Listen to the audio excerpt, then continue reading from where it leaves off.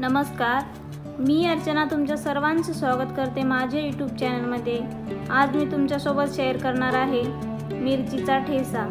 Recipe शेवटपर्यंत बघा आणि जर माझ्या चॅनलला सबस्क्राइब केले नसेल तर सबस्क्राइब नक्की करा। तर चला मग रेसिपी पाहूया।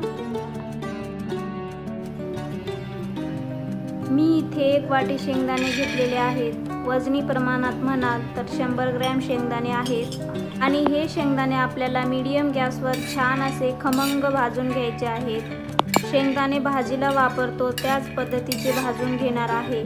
जास्त सुद्धा काळपट करायचे नाही किंवा कच्चे ठेवायचे नाही, अशा पद्धतीने शेंगदाणे भाजून घेणार आहोत। शेंगदाणे छान असे भाजून झालेले आहेत। काढून घेते आणि थंड होण्यासाठी ठेवते।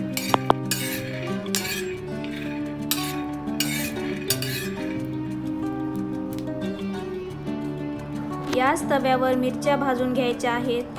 येथे मी मिरच्या घेतलेल्या आहेत, कमी तिखटवाल्या मिरच्या आहेत। तुम्हाला जे आवडत असतील ते तुम्ही घेऊ शकता। मिरच्या छान भाजून घ्यायच्या आहेत। वरून 1 चमचा तेल टाकल्याने आपल्या मिरच्या पटकन भाजल्या जातात आणि छान अशा भाजून होतात। 1 ते 2 मिनिटं लागतात भाजण्यासाठी। थोड्याशा अर्धवट भाजून झाल्या की त्यामध्ये आपल्याला लसूण टाकून घ्यायचं आहे। लसूण सुद्धा मिरच्यासोबत छान भाजला जातो, त्याची चव खूप छान लागते। इथे मी 6 ते 7 लसणाच्या पाकळ्या घेतलेल्या आहेत। ती या मिरच्यासोबत भाजून घेऊया।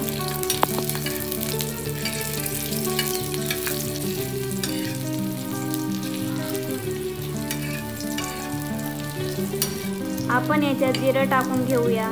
जिरं आपल्याला सगळ्यात शेवटी टाकायचं, कारण जिरं हे खूपच बारीक असतं, म्हणजे हे पटकन असं भाजलं जातं, त्याच्यामुळे सगळ्यात शेवटी जिरं टाकायचं। बारीक चिरलेली कोथिंबीर भरपूर वापरायची आहे।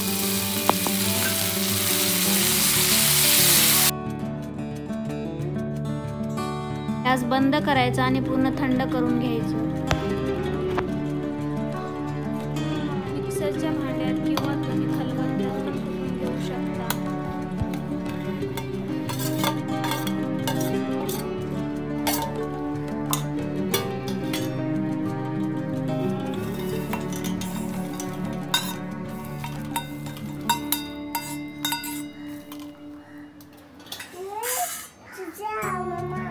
चवीनुसार मीठ मिक्सरमध्ये वाटून घ्यायचं आहे।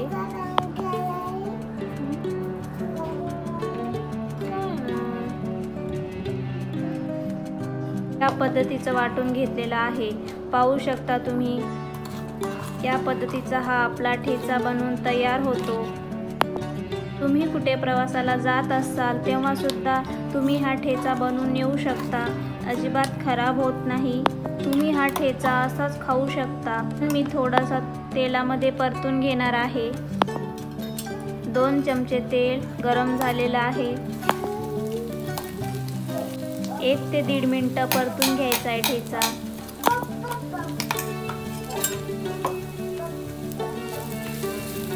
ठेचा बनवून तयार आहे। तर कशी वाटली तुम्हाला आजची रेसिपी? व्हिडिओ आवडल्यास व्हिडिओला लाईक, शेअर, सबस्क्राइब नक्की करा।